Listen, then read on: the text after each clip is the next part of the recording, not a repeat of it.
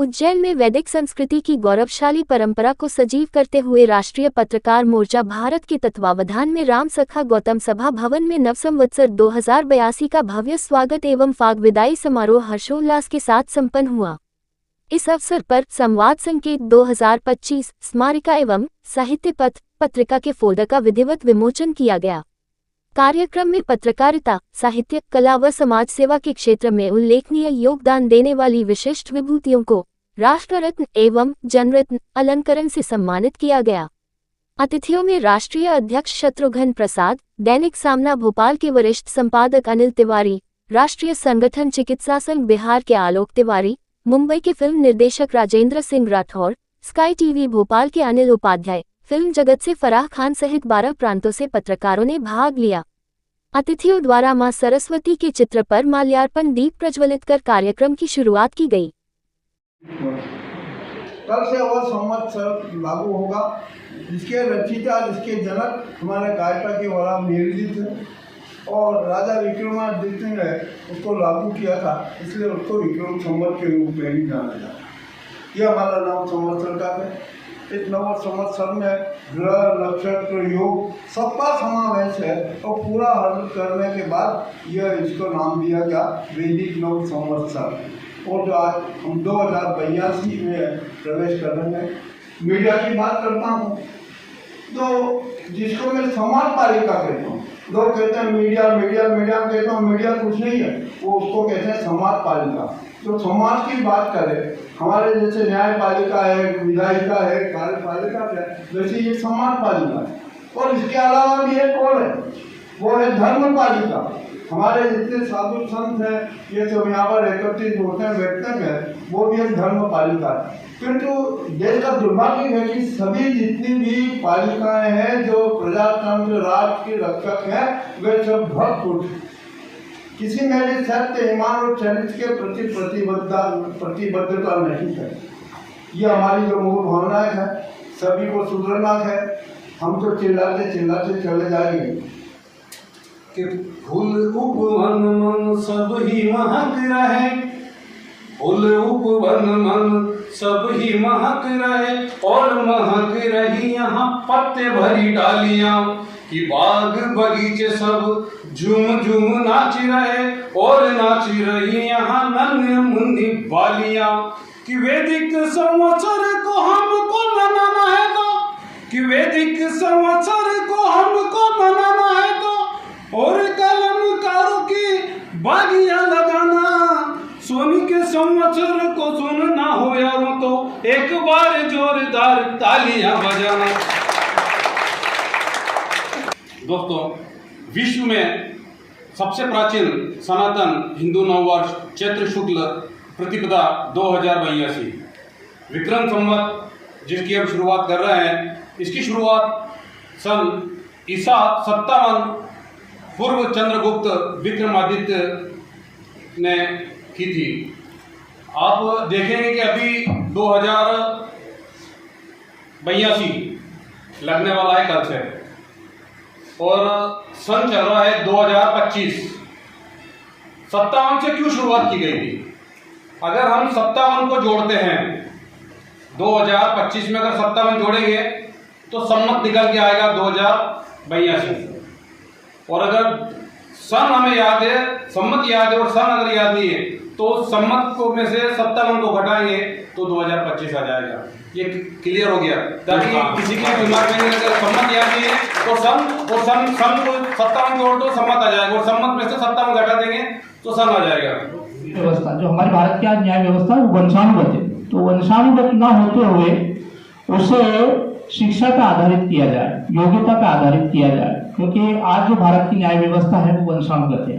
दर पीढ़ी दर जो आदरणीय श्रेष्ठ श्री न्याय की दृष्टि से न्याय कर रहे हैं, वहाँ पे माननीय न्यायालय में अधिकारी महोदय जो बैठे हुए हैं, तो उनके बाद उनके ही जो अधिकारी हैं उनको ही वो जो व्यवस्था संभाला दी जाती है। और हम देख रहे हैं न्याय व्यवस्था हमारे भारत की आज काफी हद तक, मैंने उसके बारे में मेरे पास शब्द कम है क्योंकि समय कम है और बताने के लिए काफी कुछ है, लेकिन मैं ये कहूँगा कि वो वंशानुगत न होते हुए शिक्षा व योग्यता पर आधारित होना चाहिए। राष्ट्र की दूसरी समस्याओं के चिंतन के विषय में हमारे देश की राजनीतिक पार्टियों से इस विषय में चर्चा की जाती है, चाहे वो कोई सी भी राजनीतिक पार्टी हो।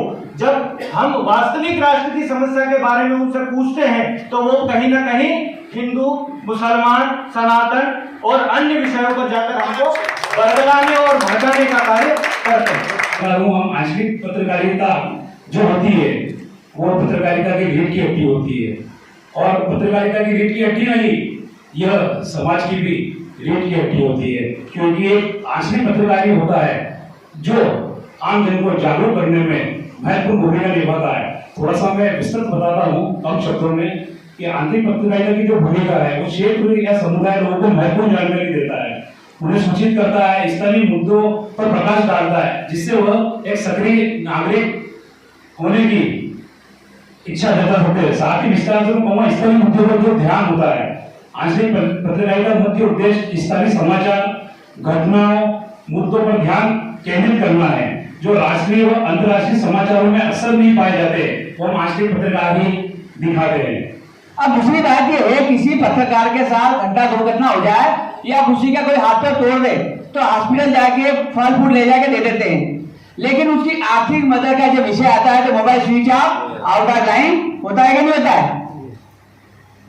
पत्रकारिता एक ऐसा साधना, त्याग, समर्पण, आस्था का केंद्र बन चुका है कि जो इस लाइन में कूद गया है वो घर परिवार की चिंता बिल्कुल नहीं करता है। आज मैं इस मंच से आप सभी से भी अनुरोध करता हूँ कि आप हमारे साथ जुड़े।